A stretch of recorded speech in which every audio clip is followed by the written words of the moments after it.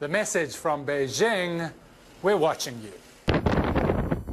Defense officials say they monitored the entire course of the American B-52 bombers as they tested China's new and highly controversial air defense zone, claiming they have the capabilities to control the airspace. It's the latest round of rhetoric since China announced the zone just days ago, stretching from China's coast and pushing east, bisecting what China calls the Diaoyu Islands, claimed by both China and Japan.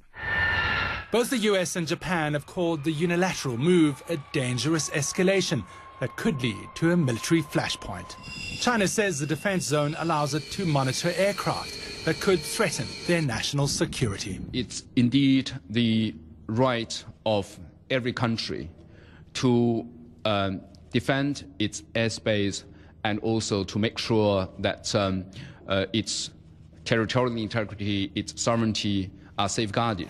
But analysts say it's a way for China to flex its military muscle, stake claim to the region, and counteract the US's so-called pivot to Asia. China is now sending their sole aircraft carrier to the South China Sea for what they call a routine training sail. All of this could just be saber-rattling because no one really believes that Beijing wants to start a fight with the US or Japan. The real issue here in Tokyo may be less about what's going on in the air and more about what's going on the ground.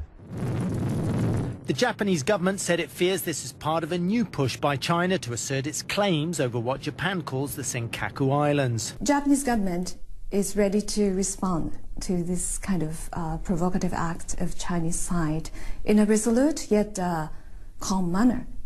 The 8 uninhabited islands and rocks are about twice the size of New York's Central Park. Experts say they may harbour oil and gas deposits.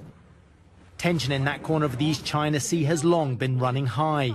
In 2010, Japanese Coast Guard cutters crashed into a Chinese fishing boat, sparking a diplomatic spat. Japan says it already scrambles fighter jets on an almost daily basis to intercept Chinese aircraft over the islands. Incoming US Ambassador Caroline Kennedy is calling for level heads.